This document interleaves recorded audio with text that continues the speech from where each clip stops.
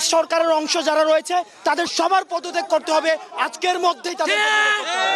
আপনারা জানেন যে শেখ হাসিনা স্বৈরাচার শেখ হাসিনার দোসররা এই দেশ থেকে পালিয়েছে সবাই, কিন্তু এখন এই বিচারপতিরা তারা একটা ষড়যন্ত্রে লিপ্ত হয়েছে এবং তারা কু করার চেষ্টা করছে। এবং এখানে যারা আইনজীবীরা আছে তারা অলমোস্ট চলে এসেছে এবং সারা বাংলাদেশের সকল শিক্ষা প্রতিষ্ঠানের শিক্ষার্থীদেরকে আমরা আহ্বান জানাচ্ছি আজকে হাইকোর্ট ঘেরা কর্মসূচিতে সবাই যেন অংশগ্রহণ করে, সেই জন্য সবাইকে আহ্বান জানাচ্ছি আপনারা হাইকোর্টে চলে আসুন। দেখুন, এই বিচারপতি কিন্তু আমাদেরকে রায় দিয়েছিল যে আমাদের ছাত্রদের উপরে গুলি চালানো হবে, ওকে। তো এই ধরনের ফ্যাসিস্টের যে দালাল, এই বিচারপতিরা এরা যে ফ্যাসিস্টের দালাল এটা কিন্তু প্রমাণিত সত্য। এবং আমাদের যে জুডিশিয়ারি সিস্টেম, এখানে কিন্তু ন্যায় বিচার সম্ভব না, এটা প্রমাণিত এই মুহূর্তে। তো আমরা যতক্ষণ না বিচার বিভাগকে স্বাধীন করতে পারবো ততক্ষণ পর্যন্ত বাংলাদেশ প্রকৃতপক্ষে স্বাধীনতা পেয়েছে এরকম কথা বলা মুশকিল। আমরা চাই এই প্রধান বিচারপতি প্রথম থেকে আমাদের উপর উস্কানিমূলক কথা বলেছিল, সে প্রথম আন্দোলন থেকে আমরা ওনার যত সম্ভব পদত্যাগ ঘোষণা করছি এখান থেকে, এবং পদত্যাগ না করলে আমরা এখান থেকে যাব না এবং এখানে অবস্থান করব।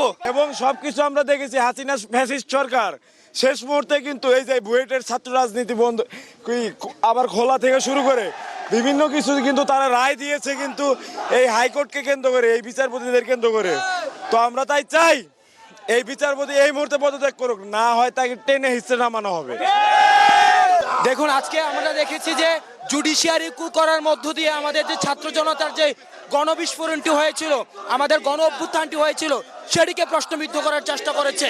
আমরা এই স্বৈরাচারী যে সরকার ছিল, স্বৈরাচারী সরকারের যে অংশ বিচারপতির পদত্যাগ চেয়েছি, কিন্তু সেটি পদত্যাগ না করে তারা আমাদের এই অন্তর্বর্তীকালীন সরকারকে প্রশ্নবিদ্ধ করার জন্য তারা জুডিশিয়ারি কু করার চেষ্টা করছে। সুতরাং ছাত্র যতক্ষণ না পর্যন্ত এই বিচারপতির পদত্যাগ হবে এবং অ্যাপিলেট ডিভিশনের অন্যান্য বিচারপতির পদত্যাগ হবে ততক্ষণ পর্যন্ত ছাত্র রাজপথ ছাড়বে না। দেখুন, ছাত্র নাগরিকদের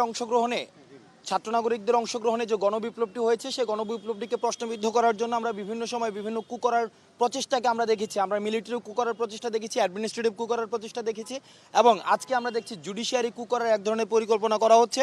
আমরা যেই প্রধান বিচারপতির পদত্যাগ চেয়ে 24 ঘন্টার আলটিমেটাম দিয়েছি, সেই প্রধান বিচারপতি এবং অন্যান্য বিচারপতিদেরকে নিয়ে তারা ডিজিটাল কু করার এক ধরনের পরিকল্পনা করছে।